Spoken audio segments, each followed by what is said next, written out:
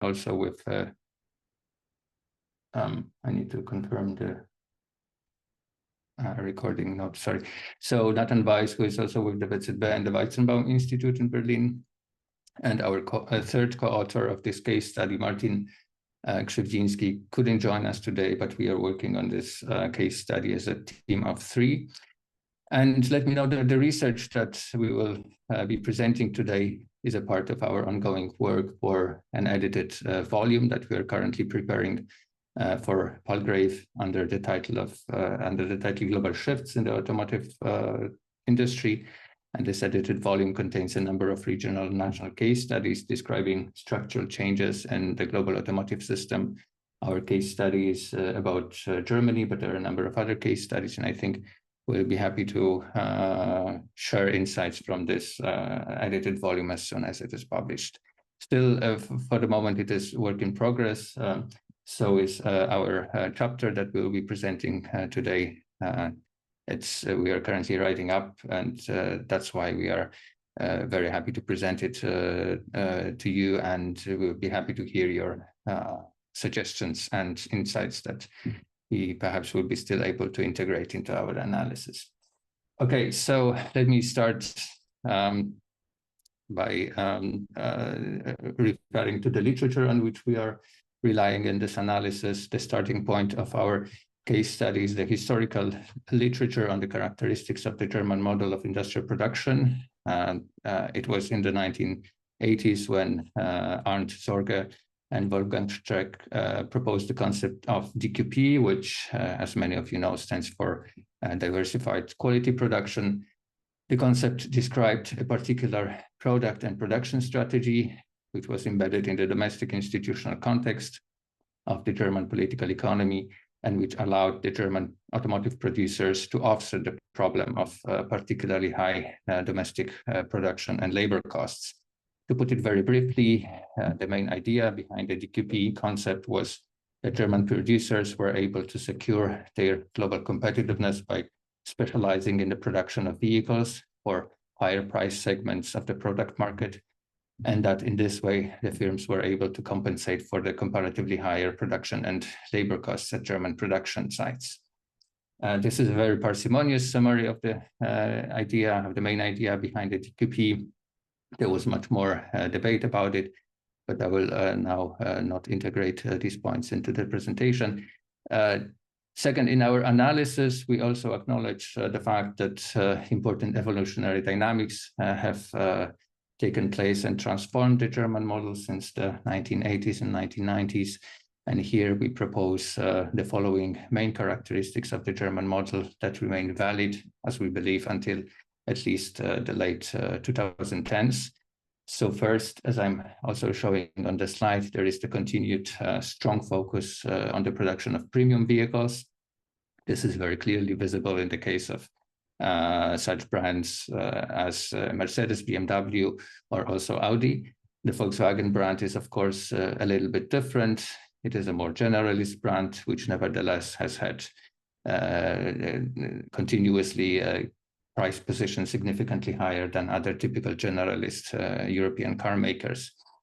And as in general about all German OEMs, the data provided by the German Foreign Trade Office indicated that still in 2020s, German producers were responsible for a major part of global premium vehicle production. In 2020, it was around, in 2023, it was around 67% of global premium vehicle production. And then since the 1990s and early 2000s, important evolutionary dynamics have taken place. And the main structural changes that we identify in the literature, integrate in our analysis would be the following two transformations. First, the key development was the massive expansion of German production networks towards Central and Eastern Europe. And here we need to note that in contrast to what we were seeing in other West European countries, in Germany, the domestic production volumes and employment levels remained stable and were even periodically growing between 2000s and 2010s. And second, we need to know that a particular specialization pattern emerged between German production plants and CE plants, where the domestic plants were often positioned in the role of lead plants, responsible for more innovative, more technologically advanced products. And the second major change in the debates around the German model of automotive production is the ongoing shift from export orientation to produce where you sell strategy, with dedicated production capacities and dedicated product designs introduced in key large foreign markets. This strategy was described by Gary Herrigel in 2015 in reference in particular to the commercial success of German producers in the Chinese market. So these are the basic characteristics on which we focus, on which we rely when we develop, when we structure our analysis of the current transition towards the BEV production. The central question that we are addressing in this case study is the question of the impact of the shift towards the production of battery electric vehicles on the following three dimensions. The first are the product strategies of the German producers and their positions within the automotive value chains. Second, there's the question of the future of Germany as automotive production location and the future of its regional specialization in relation to low-cost locations in CEE region.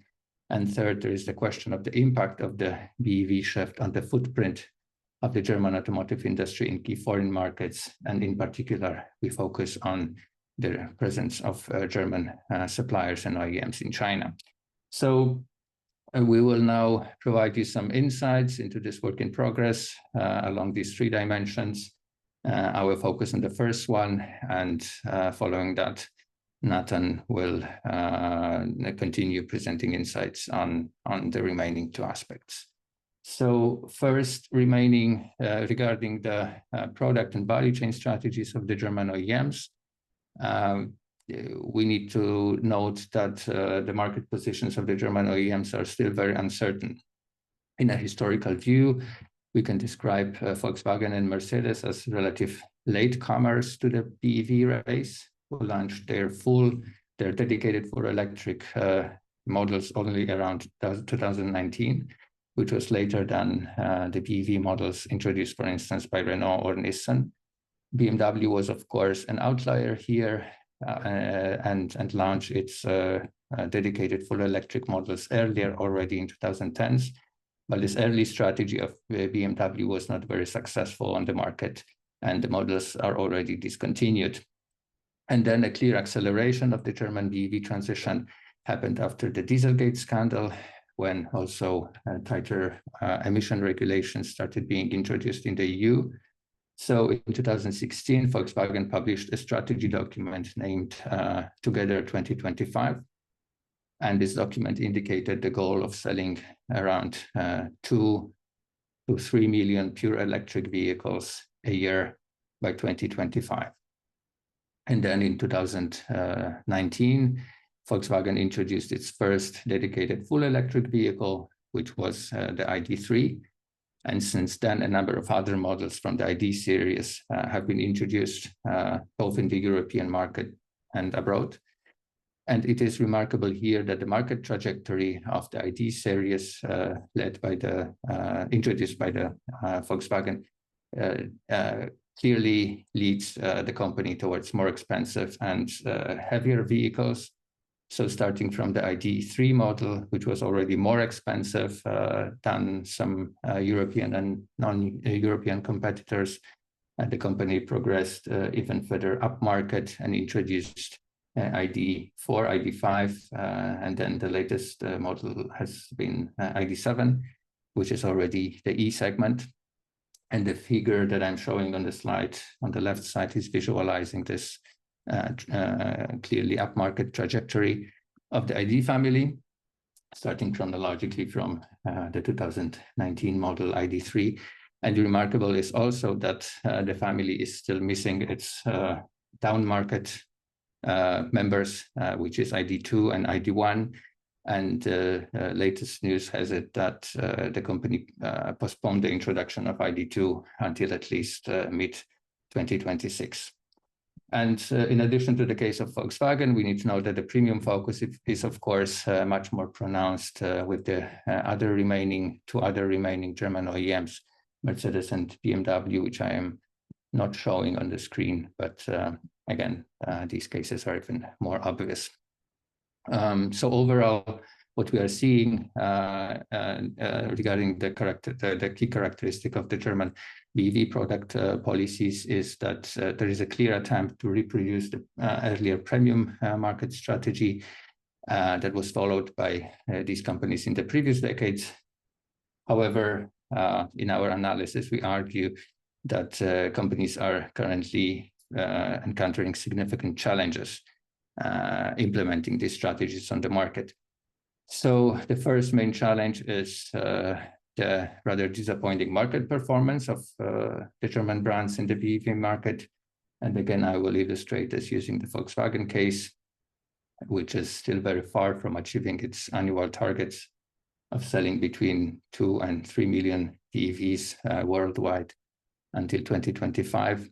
And the diagram that I am showing on the right side of this slide is showing the recent sales numbers worldwide of the Volkswagen Group.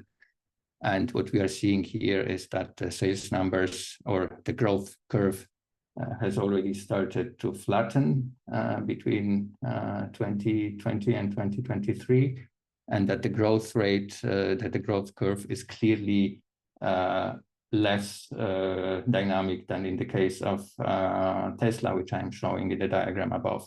And here we need to note that the last pillar in the Tesla diagram is showing the year 2023 only for 3 quarters of this year, so that the growth of sales numbers in the Tesla case will be much more dynamic than what we are seeing in the Volkswagen case.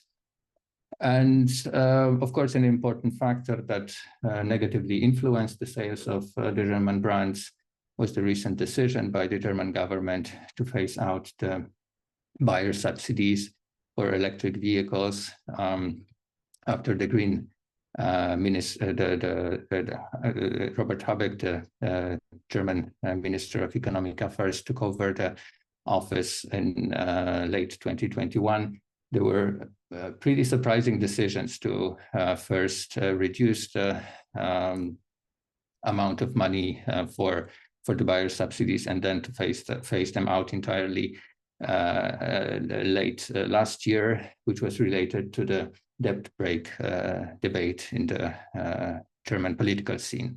We may provide some further insights into that if you wish in the discussion, but this has definitely been an important factor that negatively affected the sales of the German brands in the European market.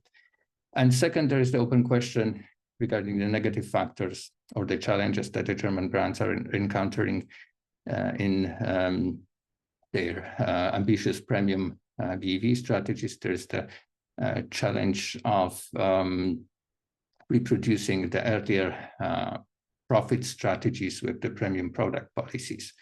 So the question remains still open whether the product policies focus on these premium vehicles will allow the German firms to reproduce their profit structures and product organization strategies.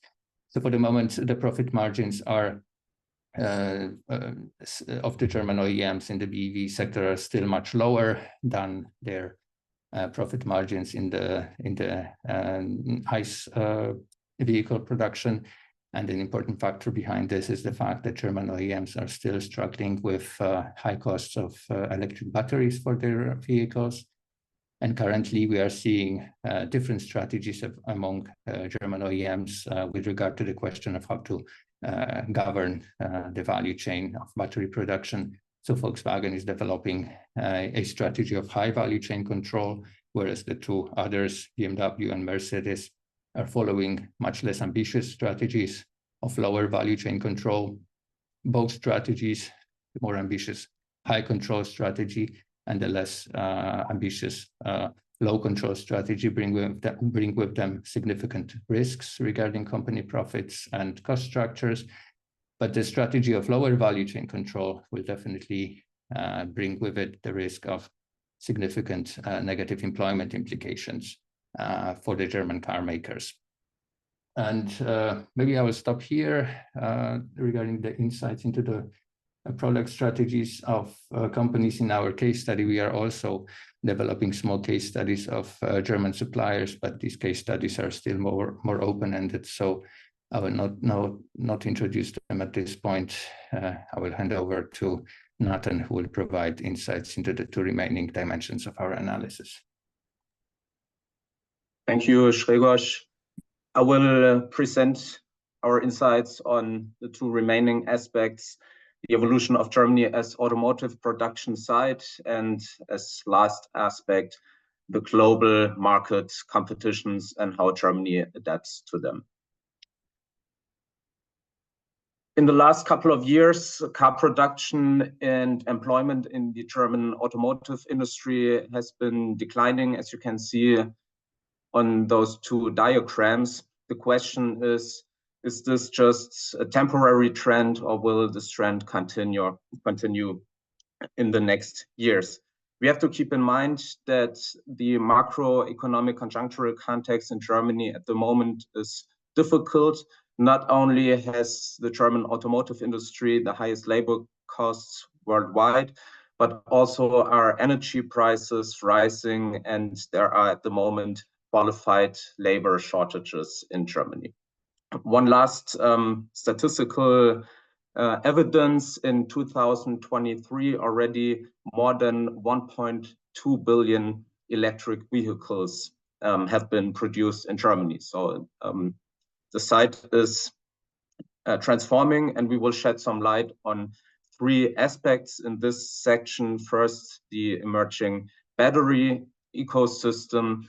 Second, the influence of new actors in this landscape, and also some signs of downsizing that we can observe, and the integration, finally, of Central Eastern European countries that has been in the last 2 decades central to the German model of automotive production. Next slide, please, Grzegorz. Here in this diagram, you can see the planned battery investments in Europe, and Germany has by far the most of them. One third of all European investments is expected to be done in Germany, and this has been, of course, made possible by huge government subvention programs. We can mention here the IPCEI on the European level, where the German government contributes with about $3 billion. But this battery subsidy policy in Germany has become uncertain after budget revisions in December 2023, where purchase bonuses have been cut, and also plans to fund battery researches are being discussed at the moment. But even before this, and in the wake of the Inflation Reduction Act in the United States of America, several investors have interrupted their plans to invest in Germany and in Europe and went to the US instead. For instance, Tesla planned to produce its battery cell plant next to the electric vehicle plant, but went to Texas to build it. Nevertheless, there are currently ongoing battery projects, also with the participation of German OEMs, VW and Mercedes-Benz. Mercedes-Benz in the ACC joint venture, but also chemical companies as BASF play an important role within this landscape. But very importantly, a major impact comes from foreign investors, notably from China. We have, for example, the case of CATL close to Erfurt. And just this week, 2 days ago, the Northvolt factory in Heide in the north of Germany has been approved. And there, the federal and regional governments contribute with subsidies of 900 million euros. So This important point that the growing influence of foreign investments on the German automotive side with the building up of the battery infrastructure and battery production.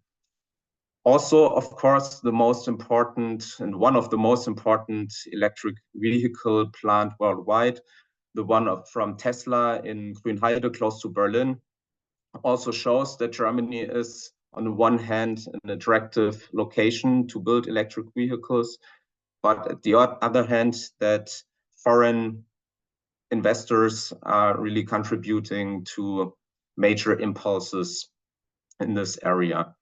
Tesla is also a key challenge for the German system of co-determination that is traditionally strong in Germany, in the automotive industry. We can maybe develop further during the discussion later. We also, besides those emerging battery facilities and electric vehicle facilities, we see some signs of downsizing, notably, but not exclusively, in the supplying sectors. There are major difficulties of restructuring. For instance, the case of ZF, which plans to cut up to 12,000 jobs and close several plants, but also in the OEM area, Ford, which has 2 factories in Germany, is going to close one in 2025, but shifts the other one completely for electric car production. And next slide, Grzegorz. Central Eastern European countries play, in the last 2 decades, a growing role in the automotive production and also in the electric vehicle production and transformation. We see that this integration continues. Especially Hungary and Poland have active industrial policies and are developing production facilities also for batteries.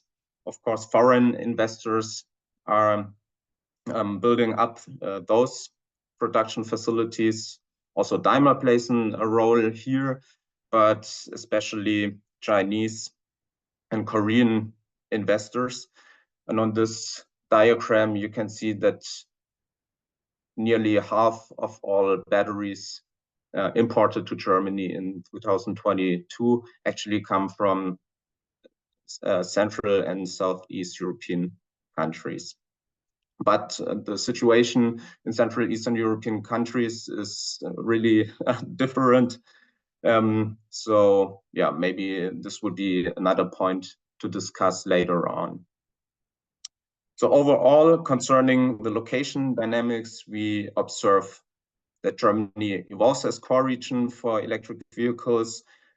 Still, there are certain downsizing tendencies, and the patterns of division of production between Germany and Central and Eastern European countries remain uncertain. And next slide, Grzegorz. And our final aspect in our study concern the foreign market presence and dependencies on foreign markets. In this chapter, we will shed some lights on the Chinese market, on the strategies of German car makers to adopt to the evolutions there, and the question of global reorientation and trade policy challenges. First of all, why China? Of course, China is by far the most important market for German car makers, where they sell 1/3 of all their cars. Now, after a decade of strong growth on the Chinese market, they reach a market share of 24%. So nearly every 4th vehicle sold in China in 2019 has been a German car. But, and you can go on to the next slide, Grzegorz, in the electric vehicle transformation, the picture shifts completely. Here you see the market shares for electric vehicles in 2022 in China. And you can see that German producers hardly play a role. So how do German car makers react? How they try to adapt and to compete for market shares there? Next slide.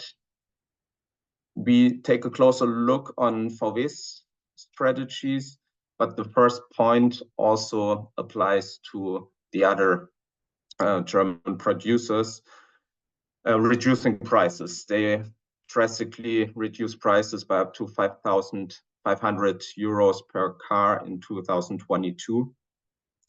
And the next 2 points are kind of exclusively for VW and interesting cases. The first pillar of the China strategy is increased control by taking, for example, a majority stake in a joint venture, so to enlarge the control over production and value chains, and also to invest. In this case, it has been 140 million euro in a factory for battery systems, where VW for the first time is sole owner of a battery system plant. This increased control orientation is different to the second pillar, the strategic partnerships VW is developing on the Chinese market, with partnerships with both startups and also established car makers, for example, SAIC or SAIC,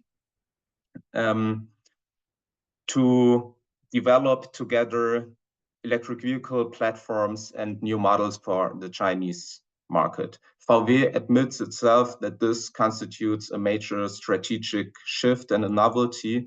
They don't consider to be able to develop their offer for the Chinese market on their own, so they rely on competences and of Chinese car makers, also in line with digitalized solutions and products. For German suppliers, stunningly, the rise of Chinese car makers represents a market opportunity. So they try and hope to diversify their customers, expand their Chinese operations, and have already Chinese car makers among their most important clients. But at the same time, also in the supplying sectors, new competitors arrive. So the situation of suppliers on the Chinese market is still unclear. So how do German car makers orient globally? If the Chinese market is it lost, or does it decline?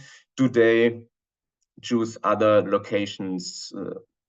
There is maybe a trend that other Western car makers have accentuated stronger in the past to develop and to go further on the Northern American markets, and also German car makers, for instance, VW and BMW, are extending their Northern American operations. So this could be one further dynamic for export and market development.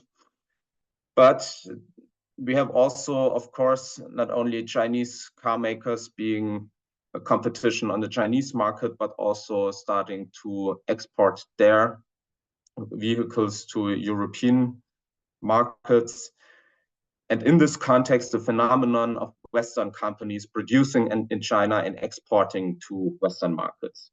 BMW imports the iX3 to Europe, only about 3,000 vehicles in 2023, but still, VW plans to produce one Cupra model in China for export, and Tesla for the moment is the biggest Chinese export producer with its Shanghai company. So this phenomenon seems limited for the moment, could be a trend in the future, but for the moment we don't see a reverse or an undermining of the produce where you sell strategy.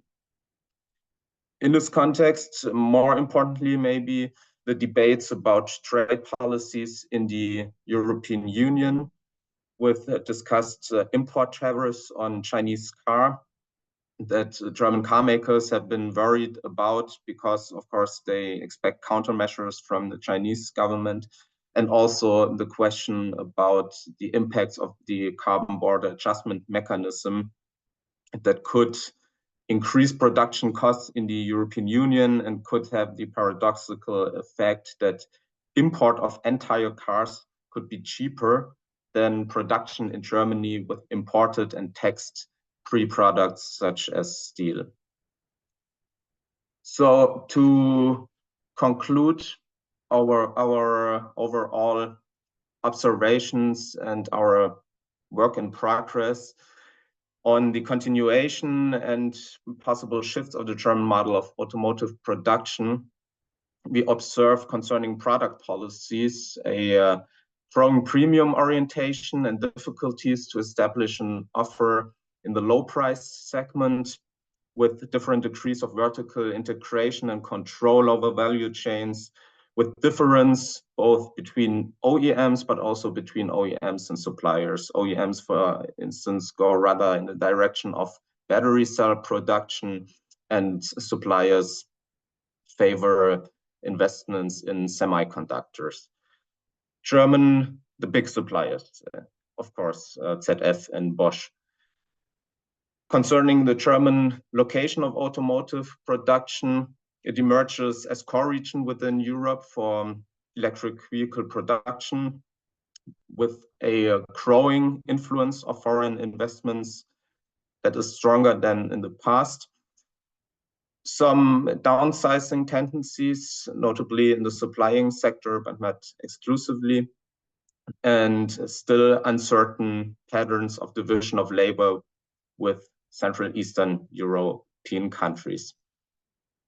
Here, we have to keep in mind the uncertain future of battery development and also of electric vehicle development after the budget revisions.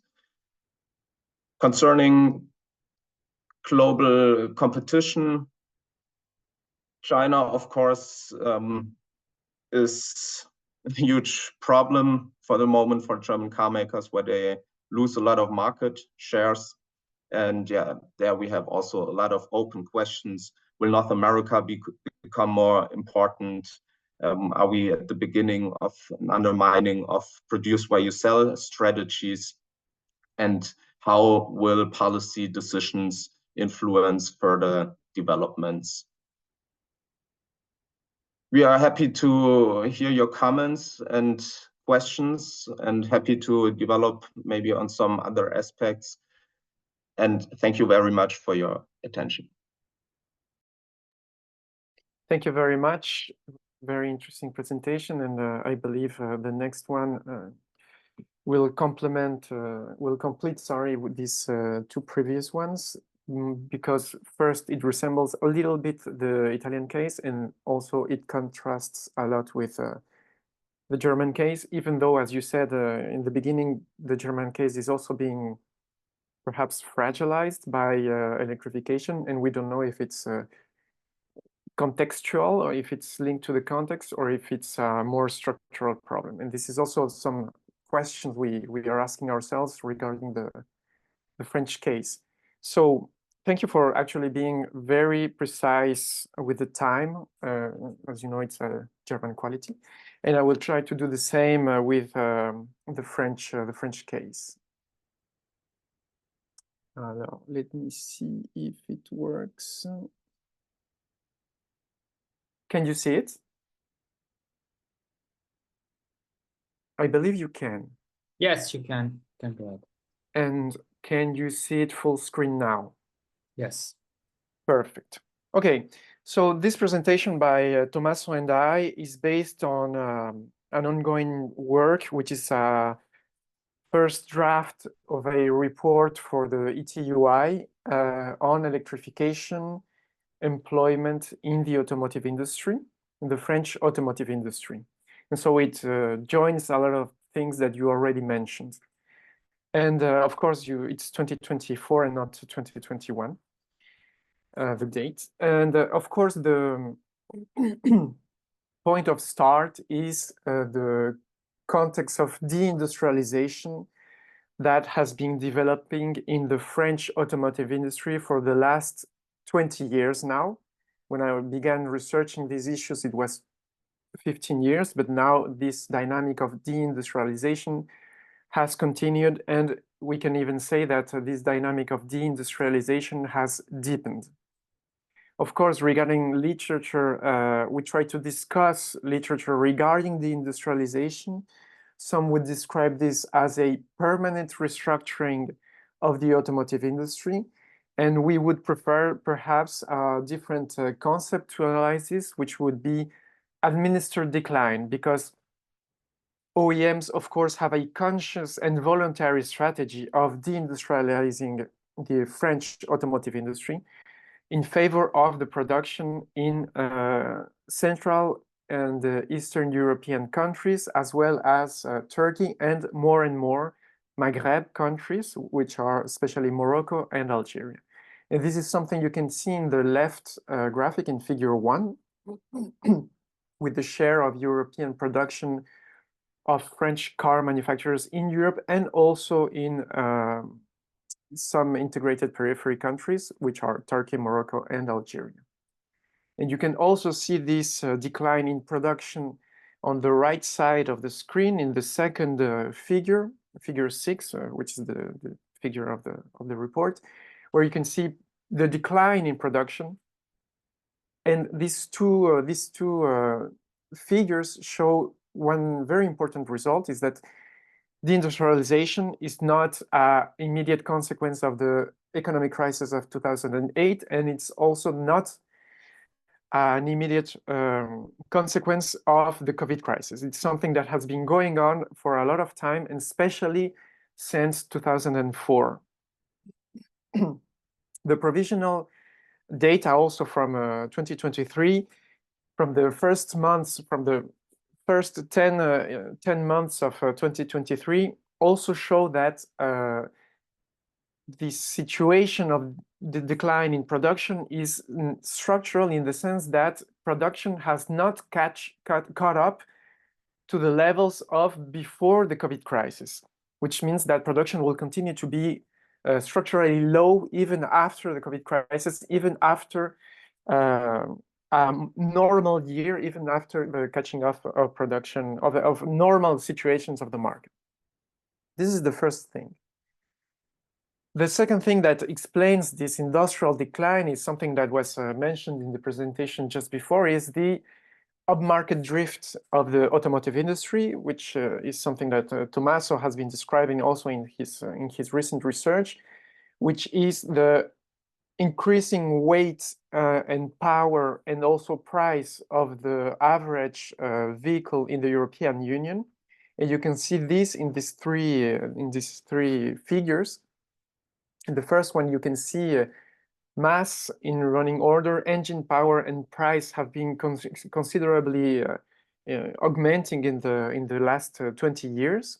You can see in the center figure also that the price of an average car has also been increasing in the recent years, and also that generalist has been following this increase, have been following premium cars in this increase, in this augmentation. And lastly, you can also see that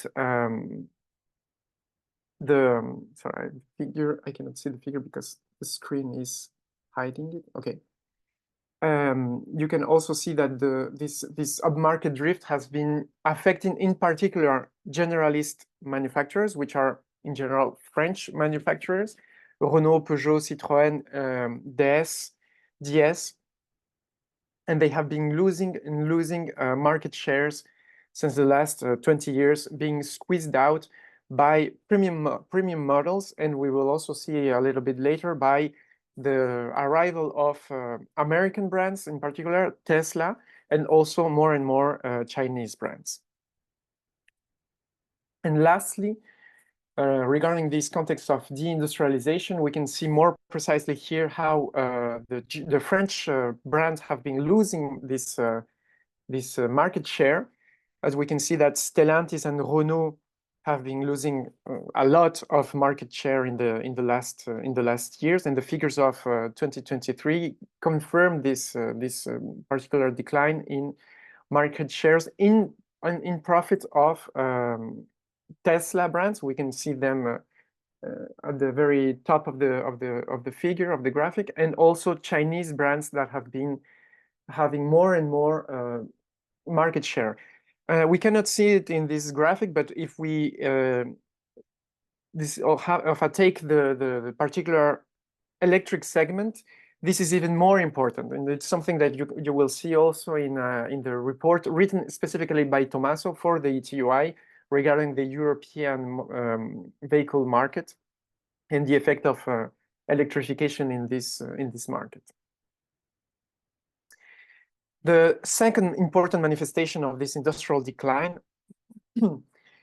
is the decline in the workforce. You can see here also very clearly the inflection point of 2004, and the decline has been steady ever since. And the last recent years, this decline has been very marginally compensated by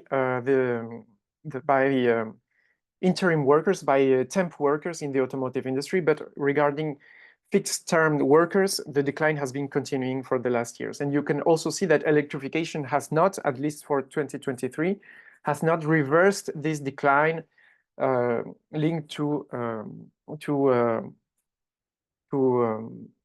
offshoring and also the upmarket drift that I described just before. And one last comment regarding this figure.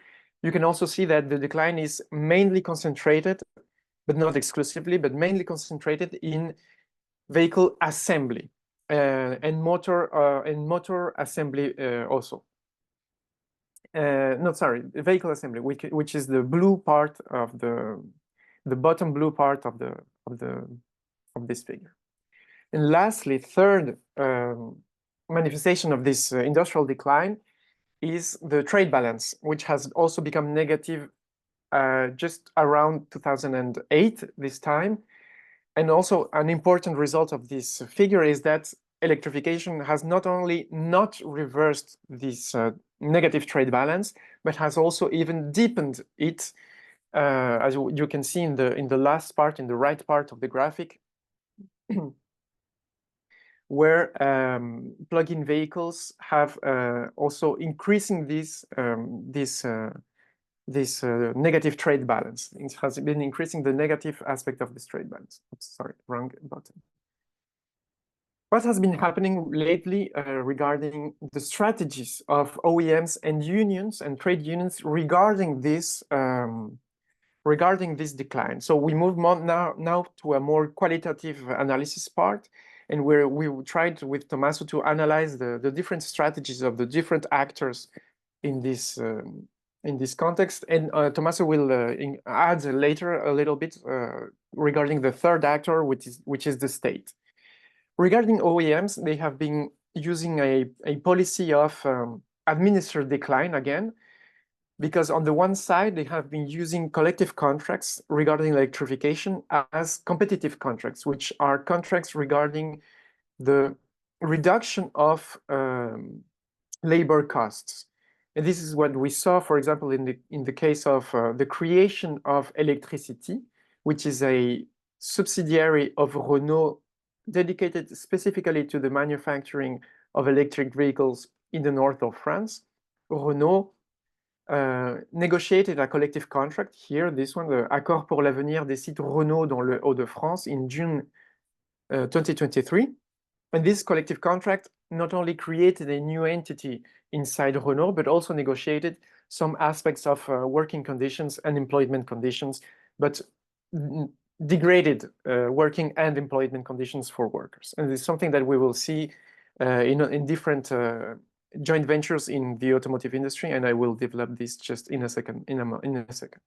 And the other aspect in which OEMs have been administering the decline thanks to instruments of labor law is the rupture conventionnelle collective, which are collective voluntary departures, which is a cheaper way of laying off workforce. And it's a way in which OEMs manage to avoid the economic and social and political costs of closing factories or having massive layoffs in factories, where workers accept a certain sum of money in exchange of leaving the company. On the side of trade unions, they have, of course, been participating to these different collective agreements, either the competitive collective agreements, either the rupture conventionnelle collective, the collective voluntary departures. But what is something new is that trade unions have also been actively formulating industrial alternatives to the ones of the OEMs, trying to address the OEMs in order to propose alternative industrial strategies. The first case is the one of the CGT Renault, who developed a reindustrialization plan through the production of a small electric vehicle in France in order to safeguard employment in France. And the second example is the one of the CFDT Métallurgie, in collaboration with the foundation Nicolas Hulot, which is from a former Minister of Energy. And they developed a just transition scenario through different measures, but among them we can notice the proposal of a pact, of a deal in a certain way between trade unions, the government, and the OEMs. And here we have more a policy of a conversion of the industry that just different from the CGT, which is more focused on the volumes of production. Again, regarding the strategies, we return to OEMs and to present specifically this policy of new industrial projects. I mentioned earlier this subsidiarization policy, specific to Renault, with the creation of Renault Electricity, which is this subsidiary inside Renault. But then it became, this policy changed just recently in last November. Changed because Renault decided again to subdivide the company between, on the one side, Ampere, which is going to be a pure player in the manufacturing of electric vehicles, and on the other side, Horse, which is actually a joint venture between Renault, Geely, and Aramco, which is a Saudi Arabian company specialized in, and the Horse will be specialized in the production and manufacturing of internal combustion engine vehicles, but will not be, for example, Horse will not be based in France. Actually, Horse will be based in Spain and will administer the remaining factories of Renault that will manufacture internal combustion engine vehicles. So this is the first policy, the one of subsidiarization. And the second one is the creation of joint ventures. And this is something that is a little bit linked to what the previous presentation said. So they have this policy of creating joint ventures, especially with Chinese or Japanese firms. We have the first case, which is not with a Japanese or a Chinese firm, which is the case of ACC, Automotive Cell Company, and it's the case of the reconversion of the PSA Douvrin site. I will comment the ensemble of these joint ventures a little bit later, but then we have the case of electric powertrain assembly sites. first with Mint in the Ruitz assembly site of Renault, which is a mechanical assembly site. We have the case of E-Motors with Nidec, which is a Japanese company. In the case of the reconversion of the Stellantis Trémery assembly site. And lastly, we have the e-transmissions with punch powertrain at the Stellantis Metz assembly site. So what are these joint ventures exactly, and how are the OEMs administering employment and the reconversion of their production? Here, in all of these cases, except the one with Mint, but I will talk about it later, the OEMs have been using these collective departure agreements, which mean that the workers accept a sum of money in exchange of leaving the company. But here, a very important issue emerges, which is the question of the quality of the employment in these new joint ventures, in this new manufacturing site of electric powertrain, or even in the gigafactories. Because if we analyze the collective agreements that organize this departure of workers, and sometimes also the transition of workers from OEM sites to joint ventures, we see that they lose, according to the unions, around 20% of their wages. Because, for example, they lose seniority, they lose seniority, and they lose a certain number of advantages, such as bonuses, things like that. And they would effectively lose a lot of money in their monthly wages. So to conclude, I cannot manage to conclude. Voilà, we're moving towards the conclusion. So this is another. No, yes, this is the figure I wanted to show you. This is specifically the shares of the manufacturing of. This is wait. This is electrical vehicles. I don't remember. Yeah, yes. This is the figure of the shares of production with, on the right side, the last column, with the one with battery electric vehicles. And here we see more in a more detailed way the way in which France has been losing market shares inside the manufacturing in the European market. I move to the, wait a little bit, because I cannot manage to move forward. Okay, to the conclusion. So these are the different conclusions of this analysis. First, electrification is an accelerator of the decline.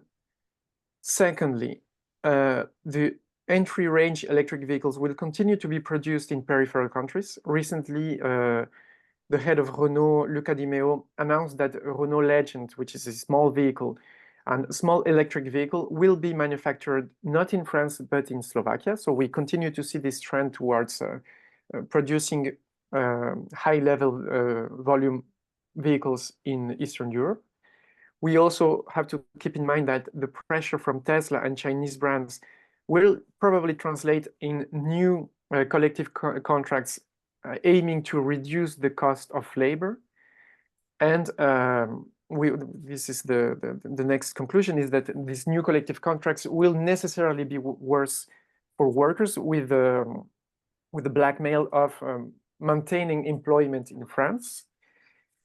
Another important conclusion then is that regarding industrial relations, recent developments in labor law in France have become instruments in the hands of OEMs for the administration of the green transition. This is what some literature has been calling manufacturing concessions. So in order to keep jobs, the trade unions need to engage in concessions with the employers. And one of the important conclusions also is that we have been focusing, and mainstream discourse on electrification in the automotive industry has been focusing specifically in the quantity of employment, and not enough, in my sense, over quality of employment. Because, as I said, the quality of employment in gigafactories, in these joint ventures of electric powertrain manufacturing, or even in the assembly sites of electric vehicles, this employment will be of lower quality. Working conditions and employment conditions will be of lower quality. And lastly, finally, and very importantly, in the French case, we can notice a very important and increasingly important place of Chinese capital in French automotive industry. There was the case of the participation of Dongfeng to PSA and now Stellantis capital in 2014.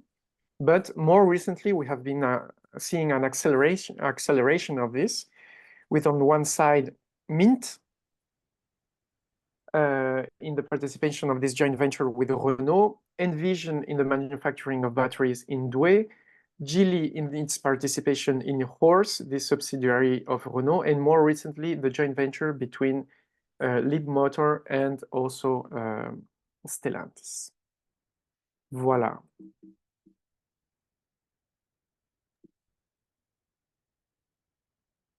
So I will add some elements to this analysis. So I think, as you see, in this presentation we clearly see that the glass is half empty when we look at the impact of electrification for France.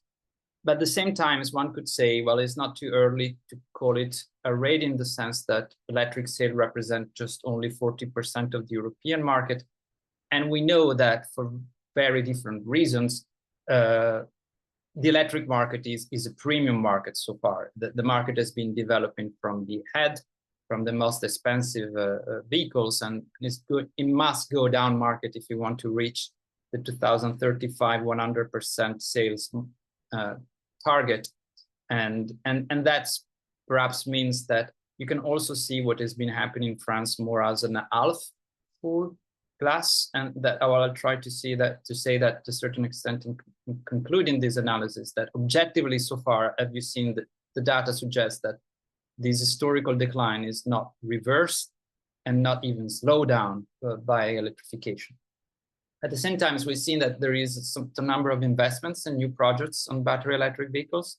I think the most important one is electricity, of course, by Renault, which is in itself a change of trajectory, because for the first time in the last 20 years, Renault has really located in France a major investment for the future, where it will concentrate the production of electric vehicles for the Renault brands. And in particular, we are waiting the launch of the Renault 5 and later on the Renault 4, which are going to be B models aiming at the mass market.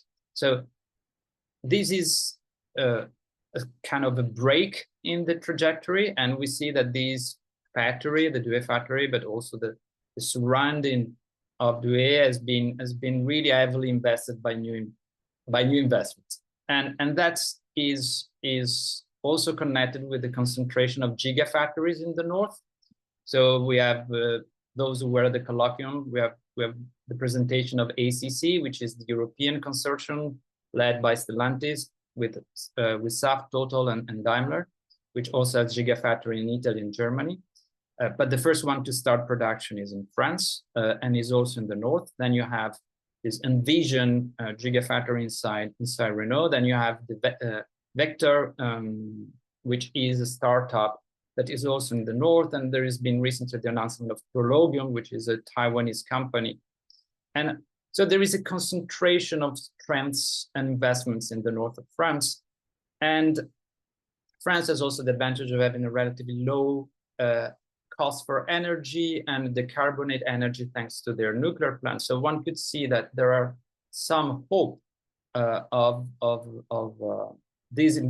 having kind of change in the trajectory. Nevertheless, when we look at the role of the state has clearly promoted this investment, has been a player, but has not been an architect. And if you look at what is happening, there is no cluster emerging there, in the sense that there is no cooperation between these investments in terms of attracting suppliers for components of battery manufacturing, no coordinations between them. And so there are still disparate kind of efforts concentrating for different reasons, but there is no an industrial policies behind moving things forward towards a more core kind of electric manufacturing system. Also, the automotive industry has tried to attain from the state the same logic of drawing down costs, which by contrast has not changed. So the industry is still trying to keep reducing labor costs and fiscal costs and all kind of costs to argue that that is the only way France can be competitive in the European competition. And so there is an attempt to create a special zone of investment for the north of France in order to foster further investment, but the state has say no to that. And so there is still some kind of a lack in one of what you would expect to be a key actor of a French automotive industry, a lack of presence as an architect, which is the lack of the state. Second point I would like to make is that, yes, electrification is now contributing to the decline of production in France because most of the cars produced by Stellantis and Renault that are sold in this market are produced outside France. But yet, when you look at the market share of these two, Renault and Stellantis, on BEVs, they are slightly lower than in the overall market, but they're around 21% of the battery electric vehicle market versus 22%. So there's been declining in general, but resisting in these battery electric vehicle markets where the average price are very high. It's also true that France has been an important market for BEVs, thanks to generous subsidies. It represents more or less 1 BEV out of 5 has been sold in France in 2023. So that has possibly contributed to the capability of French car manufacturing of performing well in this battery electric vehicle market. So the key question now is, with the democratizations of battery electric vehicles, which is the fact that it must become more affordable in order to move up in terms of volume of sales and reach the 100% sales of battery electric vehicles for 2035, which is now is a law of the European Union.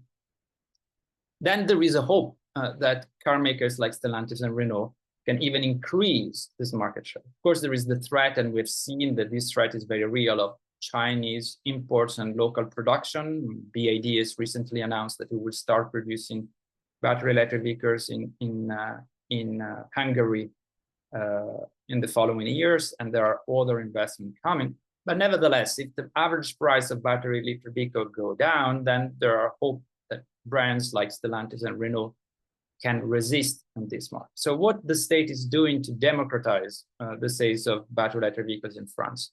So there's been some initiatives on the market side, on the subsidies. So there is a new bonus that has been introduced, which is quite important because it's the first European bonus, which is based on the CO2 footprint of vehicle.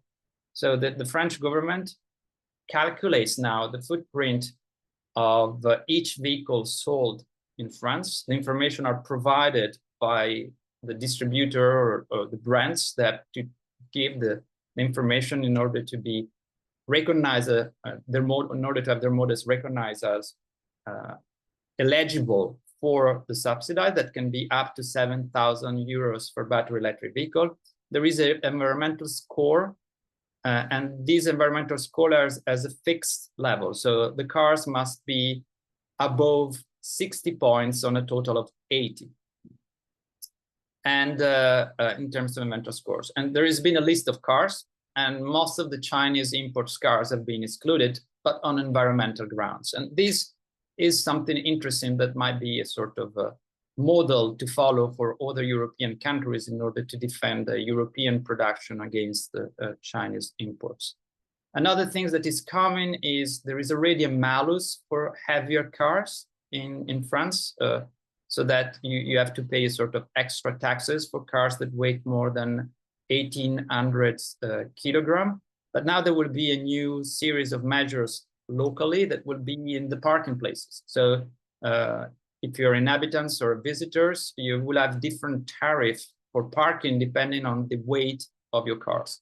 And once again, this measure aimed in particular for the electric vehicles at democratizing the access and bringing down the price, but also favoring the sale not only of European brands, but in particular French brands. So there has been an attempt to move in that way.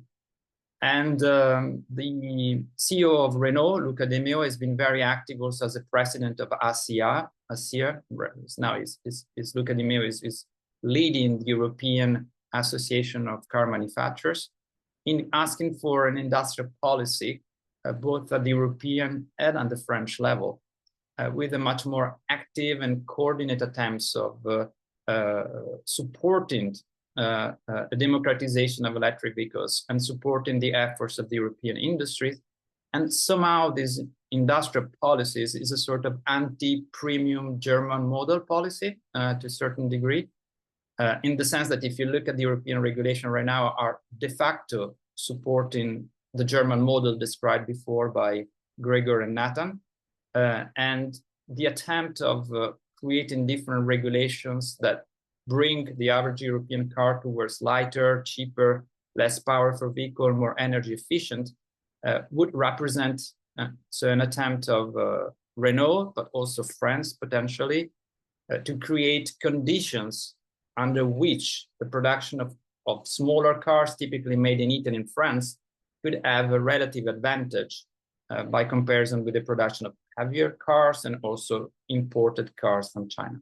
So even if clearly so far, but we're not at the end of the story, what we've seen is been a kind of continuation of further decline in French automotive industry. The electrification could represent, not yet, but could represent yet also a change in this respect. And we've seen some elements that go in this direction as well. And I will finish here. Thank you very much, Tommaso, for these other elements. So we have finished the 3 presentations, and we have still 40 minutes at least to discuss. So questions are open. I see that Mike, who is in a noisy coffee shop, cannot ask it directly, but he wants to know if is the EU 2035 goal feasible? So well, this is a question for different presenters.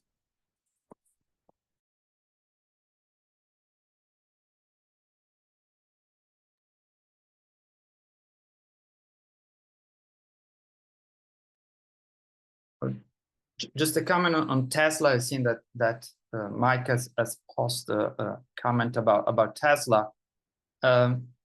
Well, in at least 2023 has been a very good year for Tesla. I mean, we've been many in the Gerpisa network to have doubts about Tesla capacity of pulling over, of making out of their accumulated losses. But I think many things have gone in their directions, and we cannot overlook the fact that the Tesla model, I don't know how you pronounce in English, Y or Y, whatever, has been the most sold model worldwide in 2023, with almost over 1 million vehicles produced, which is something that brings us back almost a century to the 4T. I mean, this is really surprising, and you have a brand with just 3 models that's been so successful. So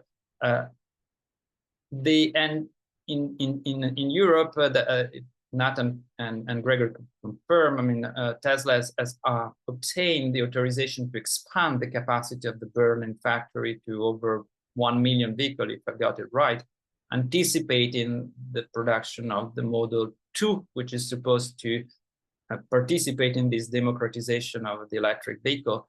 And still Tesla is benefiting from its position as a pure player, because as you know, in European regulation, car makers by brands need to respect CO2 target, but they can join forces as a groups together with other brands to do so.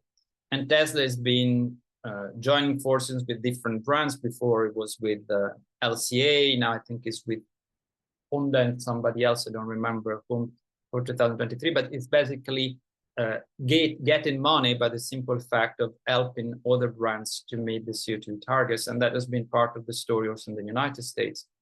And in China, when you compare with any other brand that is not Chinese, is the only brand which is actually capable of selling a significant amount of battery electric vehicles in China. So we are not, even if I well understand the remarks by Mike about the lack of new models coming, which are very important, we know, in the markets. Still, Tesla looks like one of those car makers that will benefit from the mechanical increase of the market share of BEVs, which is dictated not by the market, as we know, but by these CO2 targets and the final target of 100% sales in 2035. I think this is up to debate, but I will not really take out of the contenders or winners of this electric transition Tesla.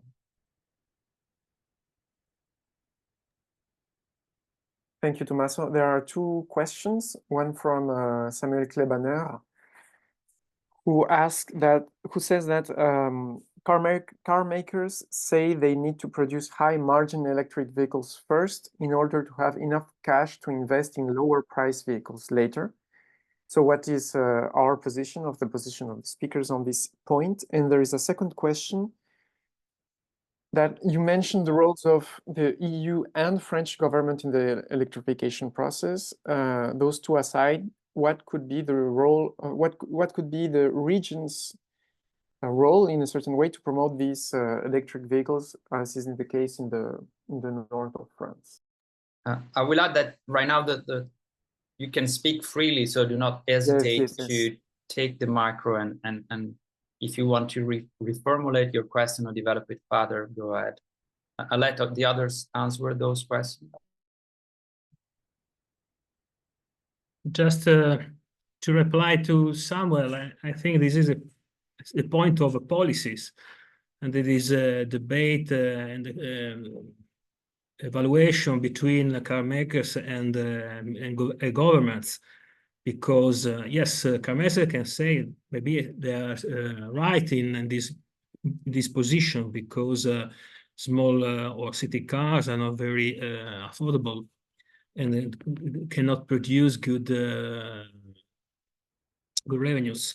But this is a point of discussion with the governments, because if the discussion is only on the incentives and so on, and not on the management of the plan, where to put the new model, where to invest, and so on, is quite difficult. So at the moment, also, I see the Italian situation. Car makers have the knife on their side, can decide everything. So you have to put on the sheet everything, and decide the policy of the car makers, the policies of the governments, and the policies for the suppliers, just to decide. And if the discussion is very long, so in Italy they need more than 12 months before starting the discussion and so on, and also who people take part of the meeting, if they are very important or not. And so the situation could be very difficult. And also in the case of the question about Mike, if the goal of 2035 is possible to reach, and if you see the car makers, maybe the reply is yes. But in the case of a social point of view, it's quite difficult to think that could be affordable. And we can also say that car makers have a door open towards traditional powertrains, because they can produce in other parts of the world and sell, if in the case the European Union decide to change the idea.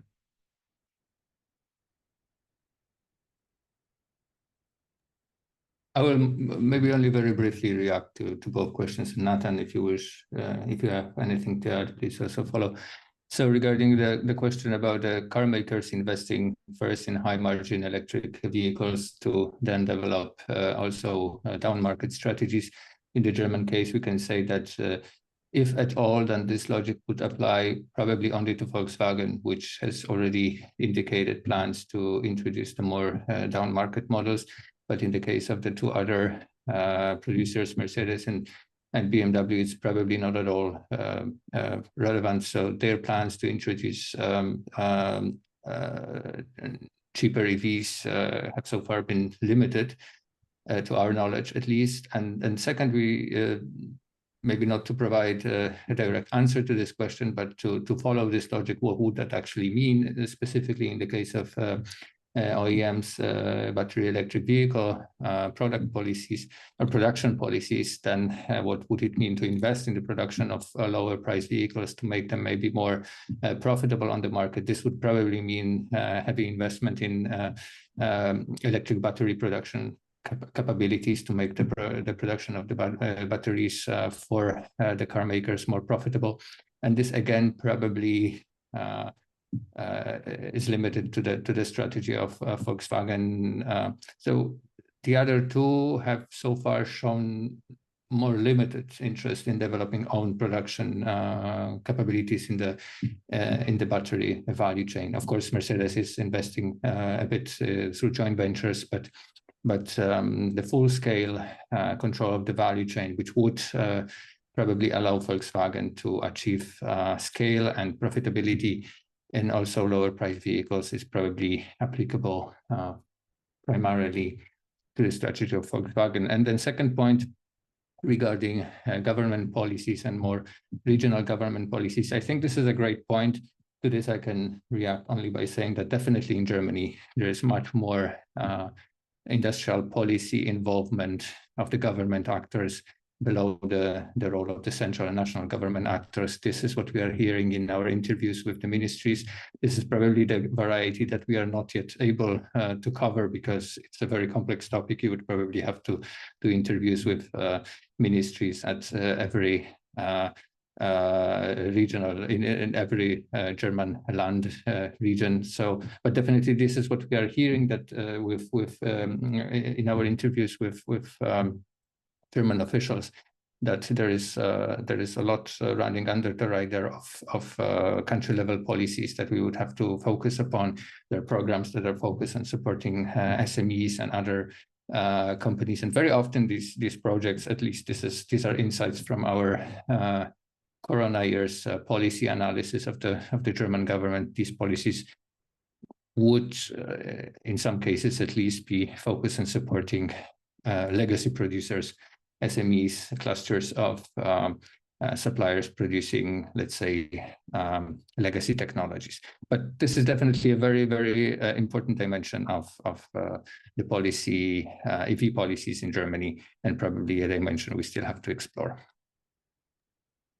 Just to add maybe some illustrations to what Grzegorz said, in Germany, regions definitely play a huge role in the transformation process. There are several regional transformation networks, also including trade unions and also suppliers and the regional policy actors.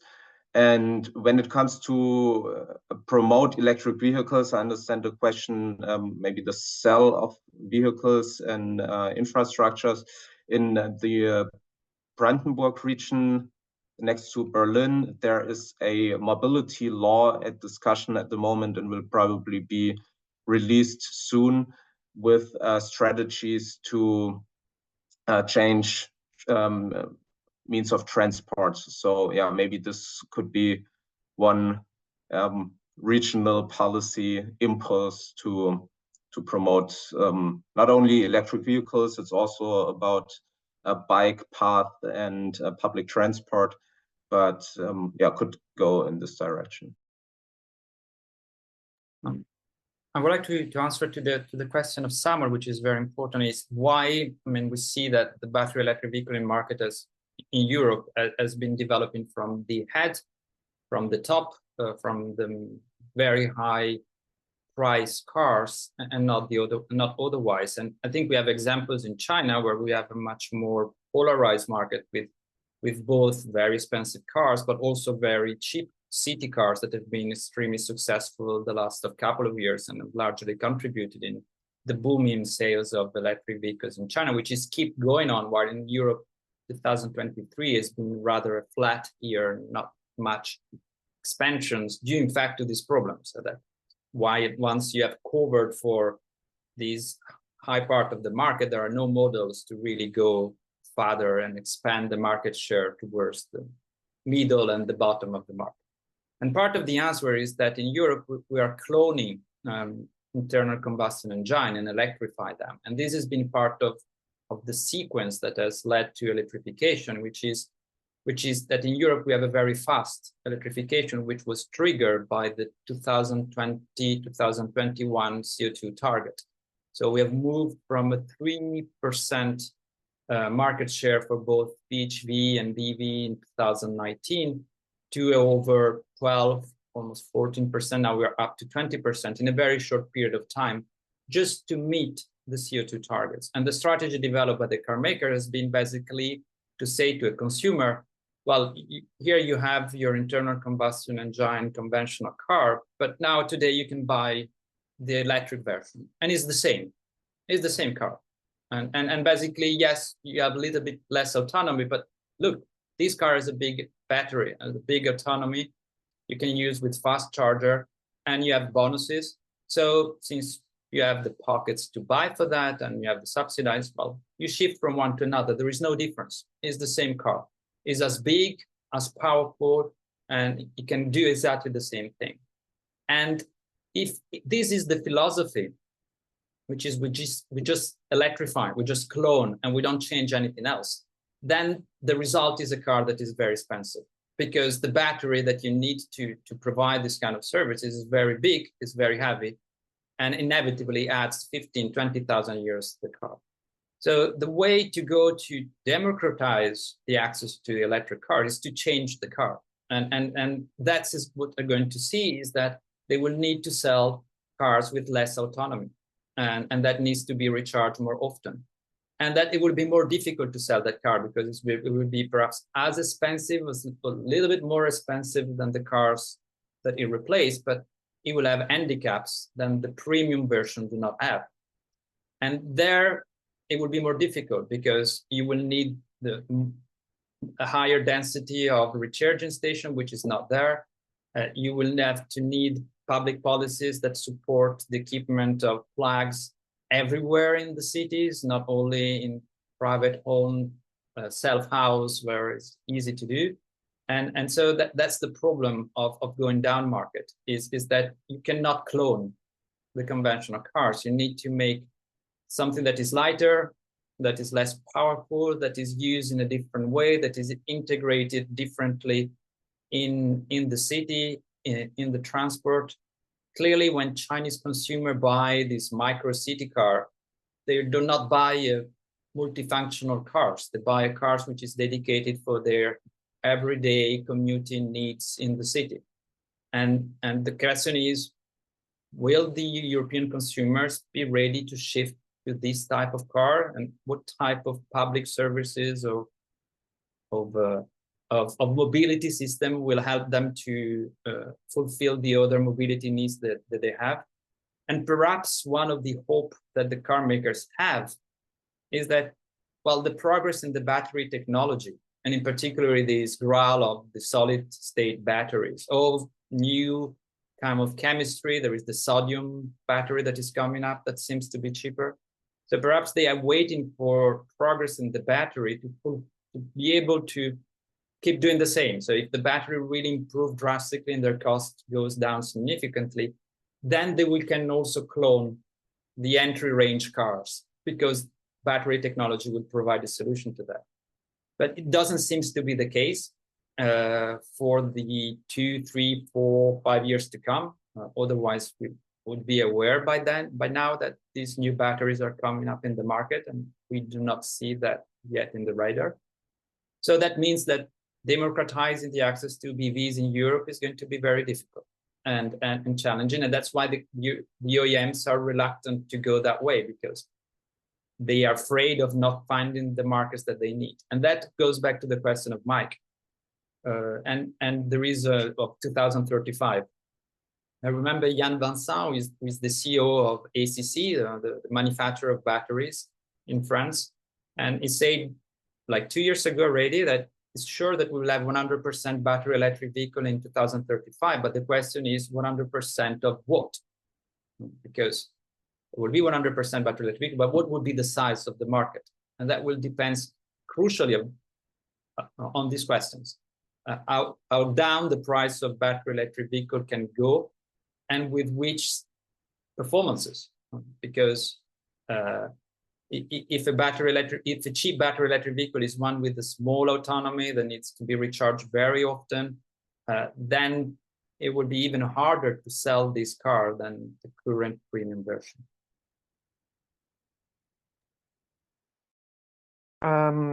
I don't know if Tommaso, if you want to say a word about regions, but instead of this decentralized configuration that exists in Germany, as you know, France is a very centralized country where most of the decisions are taken at state level. However, regions have a very small margin of action, and I could talk about this research project that we conducted specifically on the bargaining of twin transition, electrification, and digitalization in the north of France. And by the two participants of this research are here. So, and one of the questions we more or less tried to answer was, what is the role of regions in this transition? For example, in questions of training, specifically for the workforce. And if I'm not mistaken, and they can correct me, the role of the regions was marginal, but there were some plans to have a policy on training. I don't know if Armanda Cetrullo and Angelo Moro, who were there, can also say one word or two. But in the context of France, it's more difficult to have a regional approach, since, as I said, the state is extremely centralized. Right. I can add one thing about that, is the problem that actually Europe has a big handicap by comparison with China, United States, which is that you have at least 3 different levels, which are two main levels which are not articulating their efforts. So you have the management of the market, all the norms concerning the single market, technical norms, environmental norms, trade rules, competition law, and currency management, the role of the euro. They're all centralized at the European level, while all the fiscal policy, transport policy, social policies, and the inherent competition between states along these state subsidized are national level. And in China, you do have a little bit of interaction between central government and regional government, but the central government has all the levers when it concerns industrial policies, when actually you don't have that in Europe. And so regions comes at a further lower level. And I think they're very important because the automotive industry is a clustered industry. So that means that when we're talking about national industry, we're actually talking about 4 or 5 regions where all these is concentrated. And of course, that means that the regional level, because it's so clustered, there are a lot of intermediate organizations, employers organizations, regional organizations of support and investment and training that surround and are playing an important role. I believe that in Italy too, that is very true, and is an important part of the resilience of the supplier industry in the Italian context. I'm curious to hear Giulio about that. So they are important, but because of the scope of the transition, you need the European level and the state level to get into play. If the European rules are really against the production of the type of vehicles that would be concentrated in the north of France, it would be very difficult for regional policy to compensate from this handicap. If the French state is not capable of realigning their national policies towards a more systematic effort to support what is happening in the north, then once again, the regional effort will not be enough. In this global racing competition, I think that the state at all levels plays an important role. And we clearly see when we compare, and we will see that perhaps better tomorrow, United States and China with Europe, that Europe, it's not that there are not efforts in Europe, but they're really uncoordinated. And there is doesn't seem to be a place where there is an architect that is figuring out, well, how do we reach 2035 100% sales with a reasonable access to electric cars everywhere in Europe, and with a healthy and not healthy automotive industry and not too much employment losses. It doesn't seem to be such an architect. It's distributed amongst countries, regions, and different levels. And I think it's a major handicap of Europe by comparison with the United States and China.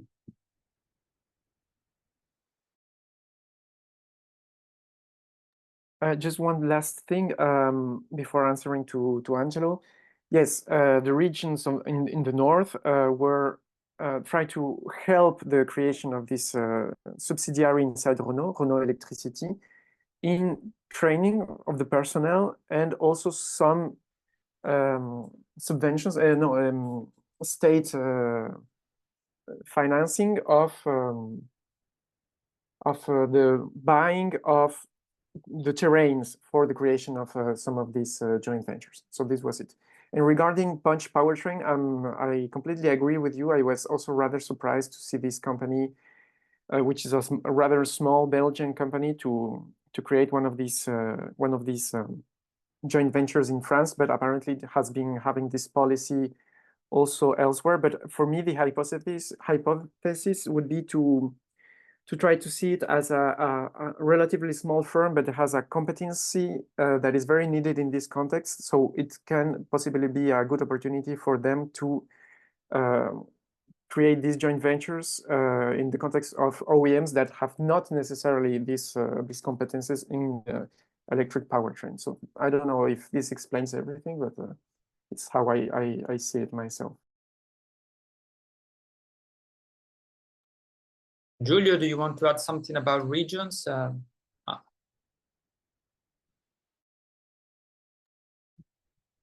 Okay, concerning regions, focusing on Italian suppliers, about our investigation, we didn't find so much differences between the macro area in Italy. The investigation that we did last year, that we now also producing the final report, and then also prepared to present the next GIS-Gerpisa conference, is evident, is not so high, above all in the south of Italy, that we expected to have high differences between other areas that are more specialized, also, for instance, concerning Piedmont or Emilia-Romagna. And also considering the sides, we didn't find so much differences. Maybe the one that are more suffering is the one in the middle size, whereas micro firms and large firms didn't suffer so much. So this is what they replied in our questionnaire and our questions. And it's very interesting to see, for instance, the case of south of Italy, also not so much. For instance, there are more difficulty for instance, for the companies, the suppliers located in the northeast, that is the region of Venice. But in this case, because they are more connected with German car makers. And this is what I said at the beginning of my presentation, that the connecting with the German car makers could be a problem in the future. But we see that the strong reduction of production that has suffered in Germany, and could be a problem for the company that are more related to this country. But in the other parts of Italy, didn't find so much problems concerning the electrification, dieselization, okay, of course, in this case. But the main questions is regarding the skills of employees. They want to be supported in hiring good expert young people in the Italian companies. This is a very important aspect.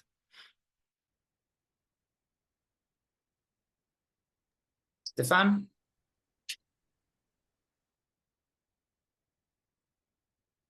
Yeah, hello everyone. Thank you for your presentations. I want to keep it very short. We've seen many of the recent investments are linked to manufacturing carbon footprint, especially when we look at the IRA.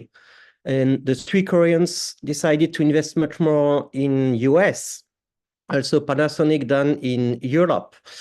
Similarly, we've seen much of the investments in Hungary in terms of BYD also might be joining really quickly for the lower range or the low-end market. My question is, in EU and in each country, in Germany, we've no incentives subsidizing anymore since December, the cars. What about Italy, France? How each country think about this carbon manufacturing carbon footprint? Whether this became very important to attract and to investment and have keep their supply chains there. So what can you tell us about what happened recently in both countries regarding this specific issue? Thank you.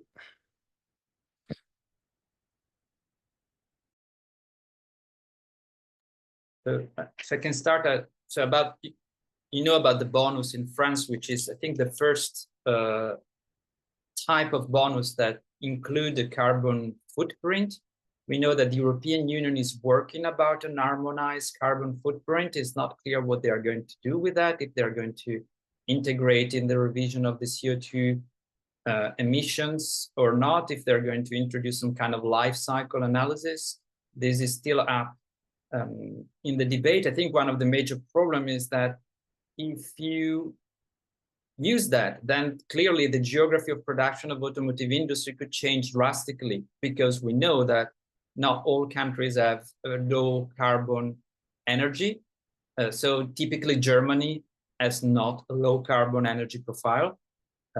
Poland has not a low carbon energy profile.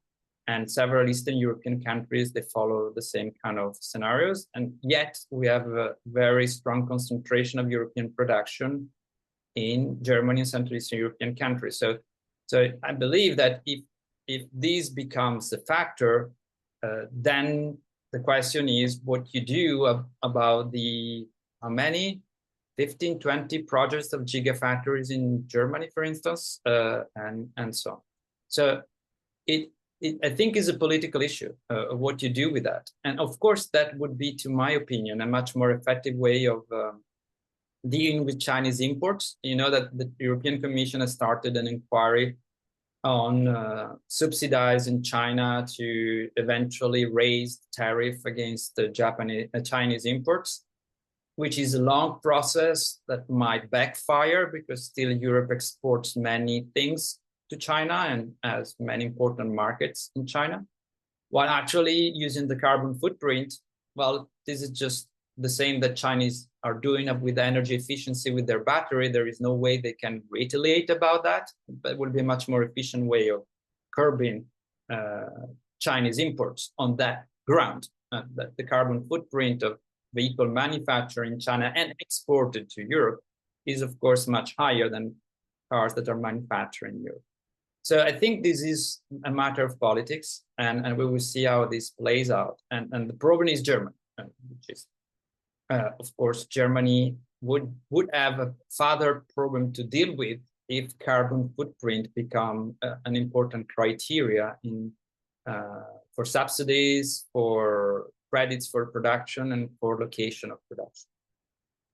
Maybe I will add to that very, very briefly. Literally last week, we had an interview with policymakers in the German Ministry of Economic Affairs who were responsible for the subsidy programs. And one of the points they raised themselves was the French idea of introducing the carbon footprint provisions into, well, EV policies generally. And maybe then surprisingly for some here, they were really enthusiastic about that. They said they were really positively impressed that the French are pushing this idea, and they were saying that would be also the direction they would themselves go towards. The fact is, however, buyer subsidies have been phased out in Germany, so this is for the moment a very abstract question. But what they indicated was that what they will be looking forward would be the idea, but again, this is just very abstract planning at the moment, and we are discussing ideas of policymakers rather than particular initiatives already, but the indication was that they would be open towards the idea of integrating such regulations into, let's say, non-tariff import regulations. In which way exactly, I guess this remains an open question. But from this, I would say there is, in general, no general resistance in Germany against these kinds of provisions. Also in Italy, they are enthusiastic of the French idea, and they are studying if the possibility to apply also for the next subsidies of purchasing new cars. And Thank you. just to add to this point now, so, and at the same time, again, the emerging policy line in Germany regarding possible further subsidy programs for buyers is that there will be no. And they are confirming that, at least, you know, maybe they are defending the decision that has been made because of other reasons that are purely political, defending their position that they had to take. But the position is the design of the policies was from the beginning digressive, so that it was meant to happen this way, that the subsidies will be phased out after 3 or 4 years. So that there are currently, at least based on the interview data that we have, there are currently even no discussions about reintroducing buyer subsidies.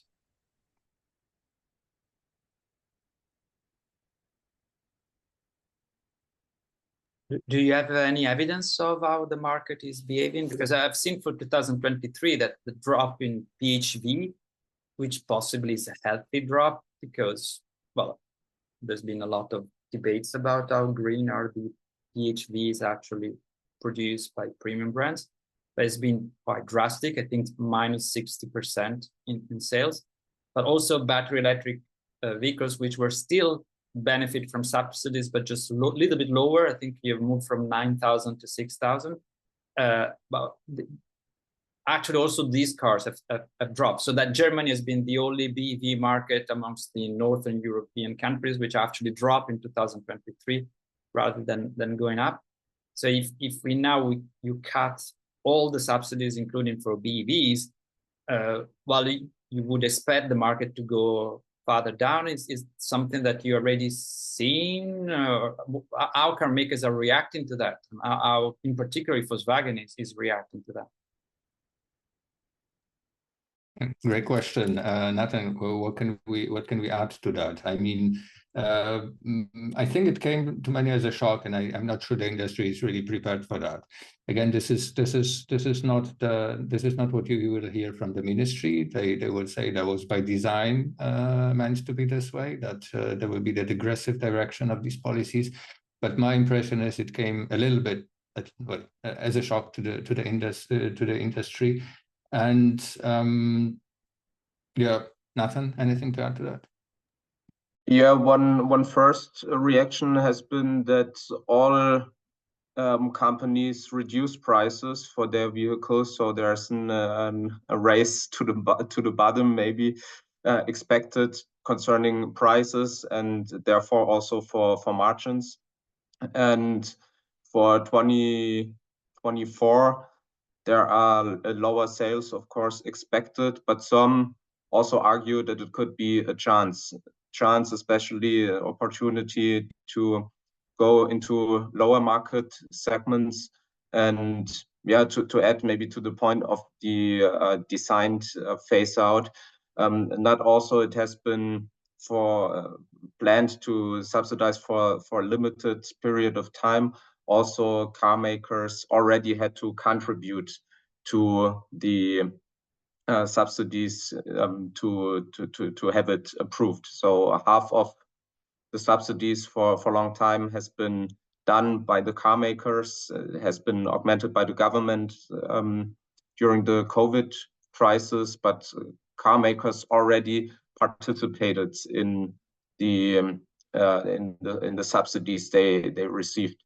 So yeah, we will see how the market evolves, but yeah, probably price competitions will be the first and dominant trend.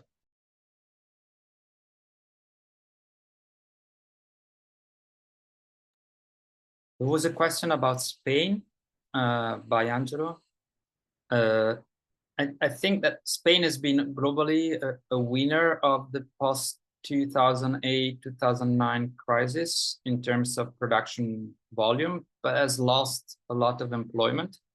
At the same time, if you compare with the beginning of 2000, and if you look at labor cost, it's been one where labor cost basically is not even stabilized, it's gone down for many years. And that is part of the answer. It's just that it's a country that has played the role of a semi-peripheral country and drive down a lot of labor costs, accepted all kind of agreements, competition agreements earlier than Italian and French workers have accepted the kind of competitiveness agreement mentioned by Sebastian in his presentation. And so they've gained models and they've kept productions. And since there is a geography of production in Europe that clearly a lot of the production lost by France has gone to Spain. And Spain has also been successful in producing the lower entry range segment of the Volkswagen group as well.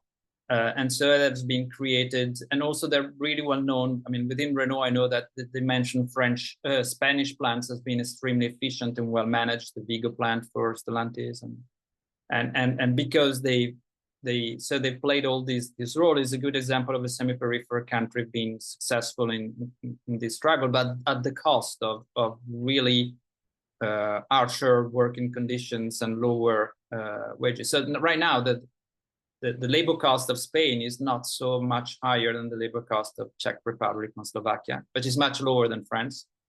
So that's why in this competition, and also because of the cumulative investment of the post-2008-2009 crisis, that I think they are in a good position. And that's why they compare better by comparison with Italy and Spain and France in terms of their resilience. Yet they are still completely dependent on decisions taken by foreign companies, which is the main differences with at least partially France.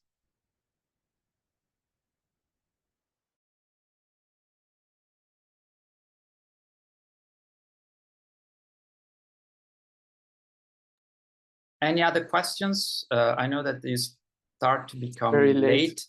Yeah, at least in Japan. certain. And also knowing that we will still meet tomorrow for the second chapter. Well, if I make a question, Holger, from Japan. Can you hear me? Yes, Yes. yes, we do. What do you see the chances for the approach of the French, I don't know whether a government whatsoever, to calculate the CO2 footprint on the model base, not on the basis of how much the portfolio of a certain manufacturer is emitting, but on a model base, which is basically the approach of the Japanese that they are taking for at least decades. So also with regard, for instance, to regional or municipal regulations, policies to ban certain kind of cars from entering, for instance, a municipality because of the weight, because of the space they take whatsoever. Isn't this a way forward also on the level of the European Union?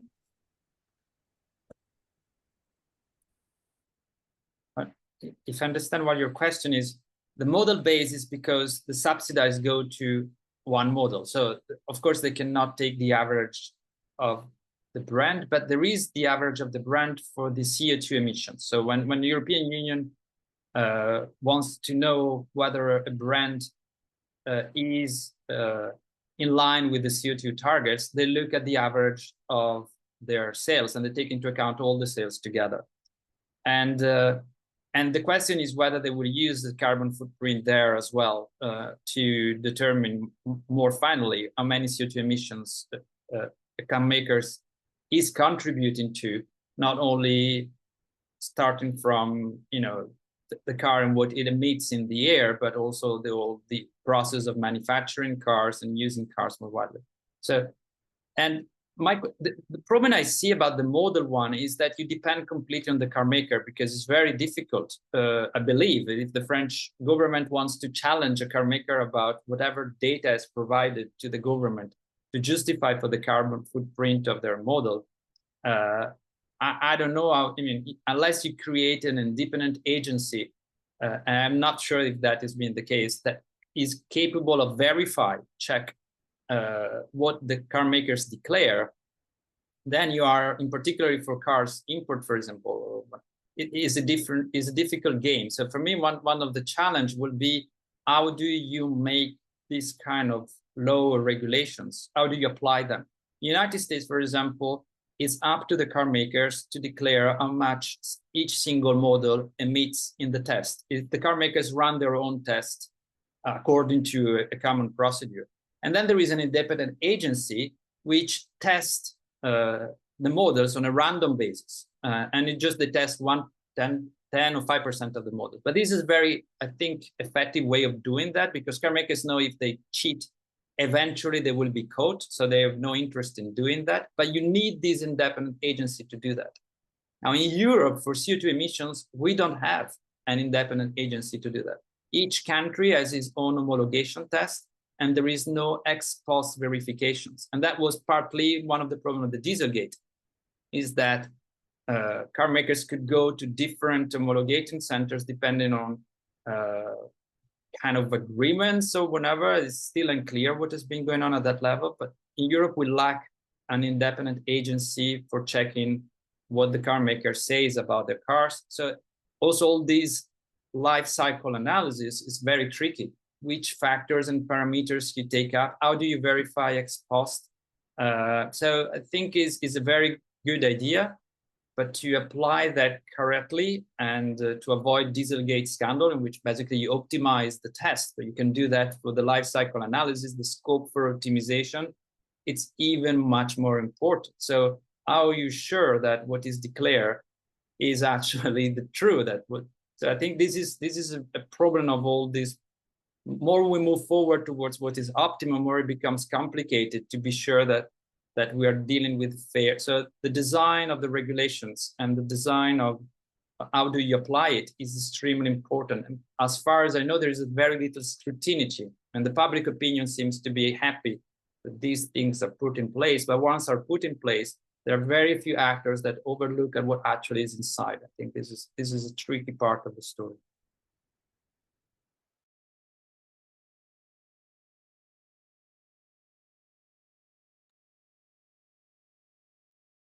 Just about the comment about Sophie Glemet from Toyota, she's absolutely right that so far is only an anti-China kind of bonus in France that does not prevent cars manufactured in Germany to be sold in France. And I think otherwise that would have been much more problematic, and perhaps the European Union could have said, well, this is an unfair competition rules or whatever, I'm not sure. But anyway, it's been designed to be consensual at the European level. But yet the score can be, so they've put a minimum score of 60 out of 80, but perhaps next year they can say 58 or 54 or 52 or 45. And this opens the possibility of, by increasingly the severity of the environmental score, to concentrate more the production into France. So even if that is not the case, that could come up in the future, that you can discriminate more. So the door is open for a scenario in which bonuses could discriminate production of cars in Poland or Germany. And how Europe will react about that, this is another question.